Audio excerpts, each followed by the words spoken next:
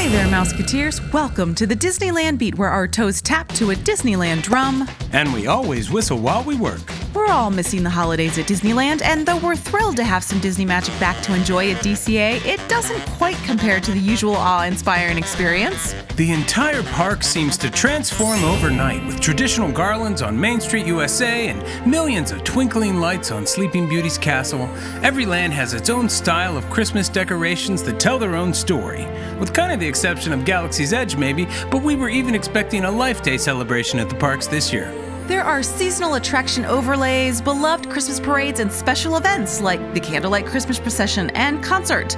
There are traditions like beautiful window displays, visiting Santa and Critter Country over at Redwood Creek, tin soldiers and reindeer in the parade, and even some California snow. But was it always like this? What was the first Christmas at Disneyland like? Today we're going to look back at some of the first Christmases at Disneyland to see where the traditions we love and experience today come from. Come on into the parks with us. Like, subscribe, and stick around.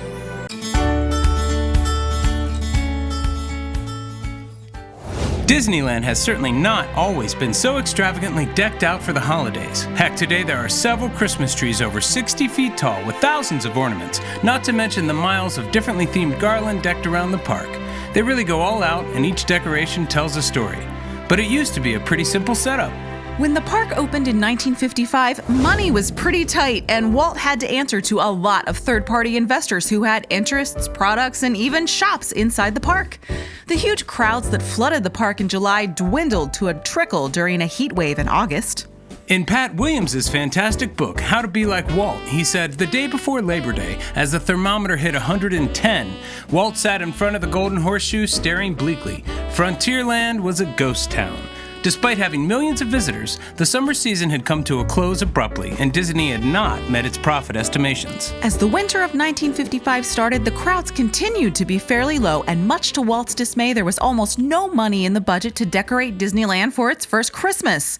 But Walt made sure there was a Christmas tree in the park, located not at Town Square, but at the center of the plaza, or the hub as it's most often called today. The partner statue of Walt and Mickey was not installed until 1993, when famed sculptor Blaine Gibson came out of retirement to create it. The rest of the park was sparsely but elegantly decorated. There were pine garlands and holly wreaths hanging at the castle exterior and at the Frontierland stockade entrance. The largest Christmas installation was at the bandstand with the Christmas Bowl. At the time, the bandstand was located at the Carnation Gardens area, but it would soon move again, this time to Adventureland. It had actually opened with the park in Town Square on Main Street, but the Imagineers discovered early that it blocked the view of the castle. The bandstand area was labeled the first ever Disneyland Christmas Bowl, and local choirs were arranged to sing twice daily on weekends. The center of the area was a charming gazebo and small stage in front of which a choir would stand on risers. The area was well decorated with wonderful 1955 Christmas decorations. It was around this time that Walt was trying to flush out something that he thought was going to be a major part of his park, and it was costing a lot of money to get it going. Walt had long dreamed of having a circus as part of Disneyland. A circus tent of some kind was considered to be a part of what the park would become. Walt was famous for saying, "Everyone loves a circus, and I'm no exception." And Walt saw a Christmas parade as the perfect way to debut his circus. He had not been able to fund it himself, and the backers he had managed to talk into investing in the circus had little faith in Walt's ability to pull it off. Even his park manager and company accountant were looking at a revenue supply that was likely to stay dry until the spring, and tried to talk Walt out of the idea of having a holiday parade. But thankfully, Walt did not like to listen to bean counters. Walt is on record calling his accountants bean counters, and the bean counters were saying, "Why spend money on a Christmas parade? It won't draw people to the park. The people coming will already be here, so it's an expense we can do without. No one will complain if we dispense with the parade because nobody's expecting it." Walt is quoted as saying in How to Be Like Walt, "Well, that's just the point. We should do the parade precisely because no one's expecting it. Our goal at Disneyland is to give people more than they expect. As long as we keep surprising them, they'll keep coming back. But if they ever stop coming, it'll cost us 10 times that much to get them to come back." Walt Disney and Davy Crockett himself, actor Fess Parker, led the inaugural procession on horseback from Town Square to the area near today's Matterhorn Mountain. The cavalcade that followed included the entire Disneyland Circus cast, animals, acrobats, clowns, and Mouseketeers marching or being pulled in a magnificent collection of antique circus wagons.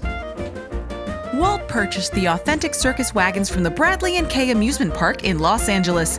Also included in this purchase was a dilapidated steam-powered calliope that Walt refurbished at great expense to have operational for his circus. The circus wagons and calliope were used in several early Disney films. The calliope went on to appear at Disneyland up through 1980. It can still be found today at the Tri-Circle D Ranch at Walt Disney World's Fort Wilderness, where it occasionally is used in special parades and community events. Walt was very enthusiastic about his circus and he truly hoped for its success. He had even incorporated the Christmas season into the performance. The circus ended with a climactic grand finale called the March of the Toys, described as a cavalcade of Disney characters parading around a growing Christmas tree in the center of the ring. There was even an appearance by Santa Claus himself.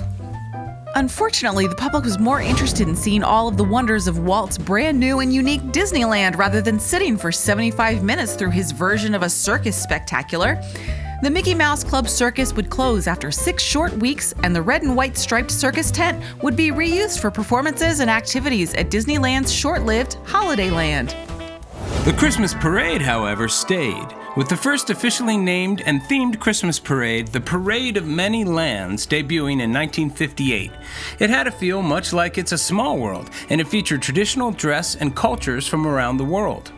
The early parades were fun. Characters would pull people onto the street to interact with them, something you don't see too much of today. In 1962, it became Fantasy on Parade, and that was a name that finally stuck for several years. In the 1980s, the park debuted a new and much revamped parade called A Very Merry Christmas Parade. And then finally, in the mid-1990s, a Christmas Fantasy Parade made its way down Main Street, USA. It has been the longest-running Christmas parade at the park, with tens of thousands of performances. Another feature of the first Christmas at Disneyland was a group of 12 Dickens carolers under the direction of Dr. Charles C. Hurt of the University of Southern California performing throughout the park. It also saw the start of another Disneyland tradition. On the opening afternoon of the parade, the carolers and a 300-member mass chorus made up of visiting choirs stood together on the train station steps and sang Christmas carols accompanied by visiting school bands. This grew each year until it became the first official Candlelight Processional in 1958. However, it was held at the Hub. Singers from 16 choirs processed down Main Street to the Plaza, where they performed a full concert, with the Dickens carolers singing from the Sleeping Beauty Castle balcony above. In 1960, the processional took the form we're used to today, taking place back at Town Square, allowing for more levels, riser space, and the incorporation of the living Christmas tree, which had become popular during its use the past 2 years and is still the visual centerpiece today. That same year, actor Dennis Morgan was invited to read portions of the biblical Christmas story in between the classical hymns for the first time at Disneyland. This tradition has continued, with very famous celebrities donating their eloquence to the program. The Candlelight Processional is so popular it was adopted at Epcot and is televised almost every year. Disney actor Howard Keel, who narrated the ceremony at both Disneyland and Walt Disney World in the 1980s, put it best. I've never been a very religious person, but when you stand up there for all of those people with that incredible chorus and orchestra beside you, it's a wonderfully moving experience. Those first Christmases at Disneyland were simpler, but still very carefully planned to offer the most they possibly could. They set the foundation for the park as a place to celebrate the holidays, and for many of us, we return year after year.